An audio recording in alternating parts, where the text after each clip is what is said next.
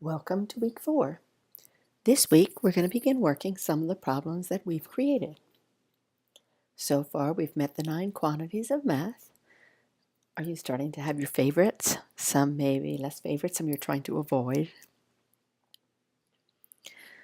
We keep returning to this slide because I want to keep reminding you that every word problem and every calculation is a problem that comes from one of these 9 quantities, the measuring or counting of one of these 9 quantities.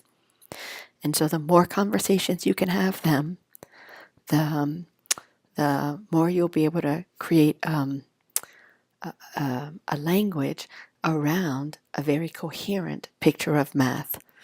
And then every problem in every textbook will sound like someone else is counting and measuring. That'll make a big difference for your students. All right, and we keep bringing this slide back to say, you've got to actually let the kids count and measure. You can't just tell them about it. You have to actually let them have a little fun doing some of the measuring, reading the scales, learning about those fractions, decimals, and mixed numbers that they're going to start to see. For now, they're seeing those big numbers, right? Hundreds of millimeters, for example. So all the numbers they'll ever see in any textbook come from measuring something. So let's let them measure. All right, and finally, what can we do with those measures? We can either add or subtract them, and we have some language to help us think about what it is we're adding or subtracting. And that language is asking them who's counting or measuring and what's being counted or measured. So in fact, when they're measuring in the classroom themselves, you could summarize their measuring activities by asking them who's counting or measuring and letting them say their name and ask them what they're counting and measuring, and then maybe how they're organizing them. A lot of times it's yours and mine, or blue and red, old and new, the ones I have, the ones I get. Yeah, those are the parts. Those are the parts. And when we have the parts, we can either combine them or compare them and find their difference. That's the whole story about addition and subtraction. All right, now let's talk a little bit about multiplication and division. You recall that it's the same question. Somebody's counting, they're counting and measuring something, and then now they're organizing them into groups instead of parts. So the question is how many groups, how many in each group? And again, how many altogether? So instead of parts, it's groups. When they're different things, we call them parts. But if it's the same thing over and over, we'll just call them groups. And those will be the multiplication and division problems. All right, so now we'll read a few problems and see if our questions work to help us decide, one, if it's addition and subtraction or if it's multiplication and division. Who's counting? What are they counting? And then we'll get into the particulars if they have parts or if they have groups. So let's see. Who's counting in this 3rd grade PSSA released item? Rosa bought 42 cups to use at her at her lemonade stand. All right, who's counting? Rosa. And what is she counting or measuring? Well, she's counting cups. She's got 42 of them. She used 17 cups for lemonade on Monday and 18 cups on Tuesday. How many cups does she have left? Say for Wednesday, right? So how is she organizing or grouping them? She's organizing them in parts. It's got the Monday part and the Tuesday part and the leftover part, which I'm going to call the Wednesday part. Yeah, so how many in each part? Well, there's 17 in the Monday part and 18 in the Tuesday part, and then there's some left in the Wednesday part, and the Wednesday part will be, the total is 42. She's got 42 in total, and she's got 3 parts, the Monday part, the Tuesday part, and the leftover part. So if we add them all up, 17 and 18, and that unknown, we'll get 42. Or if we take 42 and subtract 17 to 18, we'll get the unknown. So this is a problem about parts. Rosa counting cups, and she has them in different parts. And this one, there are actually 3 different parts, not just 2. All right, here's another 3rd grade one. At a park, Calvin sees a total of 27 birds sitting in 3 trees. He sees the same number of birds in each tree. I like that. Who's counting or measuring? Well, it's Calvin. And what's he counting? Birds. Birds and trees, right? And it seems like there's the same number of birds in each tree. So I could say I have 3 parts: tree 1, tree 2, and tree 3. That's funny. Okay, but really, this is groups. He said has these 27 birds, and they're sitting in groups. There's a group in each tree. So how many groups? Well, the groups are trees. So there are 3 trees. How many in each group? We don't know. How many in total? 27.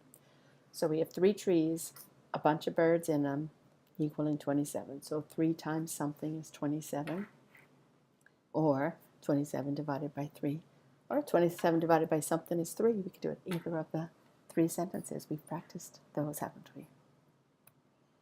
All right. Tim put 12 pictures into his scrapbook. Who's counting? Tim. What's he counting? Pictures in his scrapbook. How's he organizing them? Well, he fills each page with 3 pictures.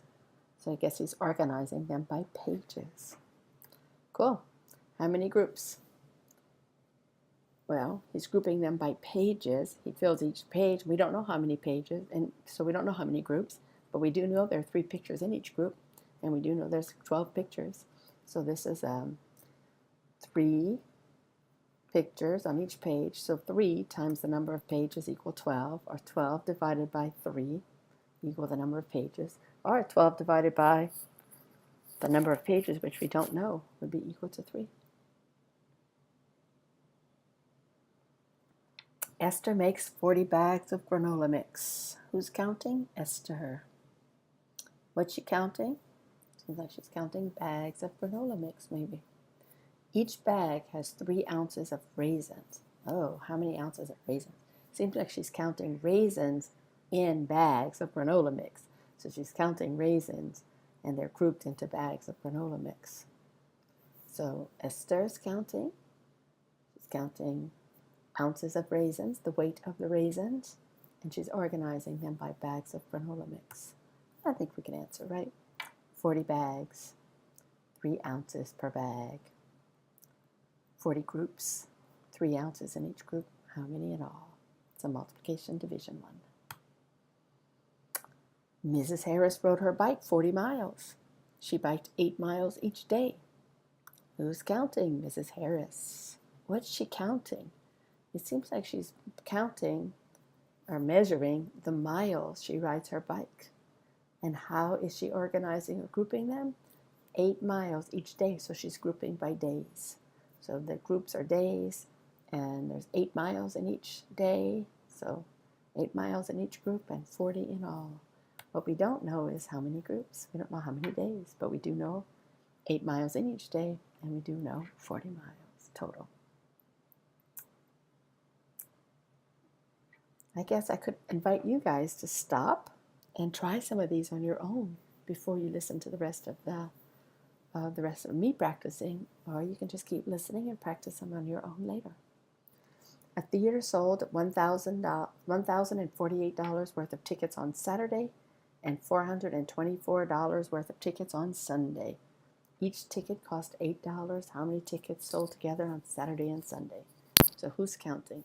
Well, the theater worker, I guess, right? Maybe the owner of the theater or the ticket seller. They're not really telling us, so I'm making this part up. Okay, what's she counting or measuring? Well, she's measuring the worth of those tickets, right? But there's tickets on Saturday and tickets on Sunday, and they both have some value. So it seems to me like there's 2 parts, the Saturday part and the Sunday part, and they're asking about the total. But within each part, there's some groups, right? There's $1,000 worth of tickets, $1,048 worth of tickets. So she's counting this money, and she's grouping it into the cost of a ticket because each ticket cost $8. So a group would be a ticket. So how many tickets would be how many groups, and how many in each group? There's $8 in each group, $8 in each ticket cost, right? So they're grouping the money by cost of the ticket, and it's $8 for each ticket. We don't know how many tickets. We do know that there's 1,048 in all. But that's in all for the part of Saturday, and then there'll be another part on Sunday. So these are what we call like multi-step problems or multi-operation problems. But the same kind of organizing questions help us to sort it all out. I'd be kind of interested to see if you guys are writing this all down, like writing the problems down as you listen, what your representations look like. Those would be interesting to share with each other. All right. Paul has 3 pints of vegetable oil. Who's counting? Paul. And he uses a cup of vegetable oil in a recipe, so clearly he's counting the volume of the vegetable oil, right? He's counting volume, how much vegetable oil he has. How many cups of vegetable oil does Paul still have? So he has 3 pints and he uses a cup. How many does he have left? So this is counting and measuring, and he has some parts. The part he has originally, the part he uses, and the difference between them, the part he has left. So do you want to work in pints or cups? Why don't we work in cups? Because look, all the answers are in cups. So 3 pints of vegetable oil. If you don't know, you should get a pint and you should find a cup and you should fill that pint with cups to see how many there are. And what you'll learn is that there are 2 cups in each pint. And so in 3 pints, there's 2, 4, 6. There's a grouping right there, right? 2 cups in each pint. So I have cups, I'm organizing them in pints. I have 3 pints, 2 cups in each pint. That's 6 cups in all. And then you used 1 cup, so there's only 5 left. So that's we have a grouping, and we have some parts. Love it. All right. Emma and Bella collect bugs. Who's counting? Emma and Bella. And maybe they're counting bugs, right? We have a Monday and a Tuesday, so I see 2 parts. A Monday and a Tuesday. Oh, look at the answers. I see the 2 parts there. Yep. I'd like to see a plus sign between my 2 parts, so I'm thinking this one's going to be C or D. All right. On Monday, Emma collects 15 bugs, and Bella collects 3 times as many. Beautiful. So Emma has 15, and Bella has 3 times as many, so 3 times 15. Right, so this is the harder part of the groups. You have a group Emma's, and then Bella's is 3 times as many. All right. On Tuesday, Emma collects 6, and Bella has 8 times as many. So 8 times 6 are, yeah. And so I love this. There were these 2 parts, and so I can see the 2 parts in C and D, right? And the first part is Emma and Bella's bugs, 15 and 3 times. And the second part is Emma and Bella's bugs, but on Tuesday, and it's 6 and 6 times 8. Yeah, so I think it must be C. So they're getting more complicated. Notice this is 5th grade. Let's see, this was a 4th grade one. This was a 5th grade one. So getting more complicated, but the same kinds of questions can help us to sort them. All right. Do you see how the questions are there, but I'm kind of fading them away? Because I'm hoping that by now you know what the first 3 questions are, and then you know the questions for parts, and you know the questions for groups. So I'm going to leave this one for you guys to practice. We got some friends, and it seems like they're counting cars and people and sandwiches. Lots of groupings, maybe. Yep. A gardening shop receives a shipment of 12 crates of plants. So maybe the shop owner is counting some plants, maybe organized in crates. Oh, there's some shelves, maybe organized in shelves. So there might be some multiple use of your groupings. Oh, look at this one. During his free time last week, Jason read a book and he played outside. Oh, on Wednesday and Thursday and Friday, I can see it. I can see some parts. You can see the differences between the Wednesday and Thursday and Friday and Saturday, or the total of them. Very nice. At the end of each day, he recorded them. And based on the patterns, for every hour, Javon, for every hour Javon read a book, he played outside 1.5 hours. Oh, for every 1 hour, 1.5 hours. So this is one of those, the reading a book is 1, and then playing outside is 1.5 times. So that's the larger group. And then there's other choices, right? But so basically they're comparing the reading a book each day to the playing outside each day. And we have 4 samples to try it on. I like trying Thursday, 10 and 15. Those are easy numbers for me to work with. All right. So I'm just going to back up here and remind you that these are the sets of questions that we can use to help us make sense of just about any math problem that we're going to see in grades K through 8. So I hope that as you work your problems this week, that you've used these. I don't hope. I'll ask you, please, to use these questions as you work through your problems. You don't have to write these questions every time, but you might start writing the answers to these questions, if not in full sentences, then maybe at least ask yourself the question, how are they counting? If the answer is groups, maybe you start to draw groups. If it's parts, maybe you draw a representation of the two parts. So the language should help you to create representations with answers to some of these questions to help you make sense of these word problems and then help your students. Have fun working problems this week.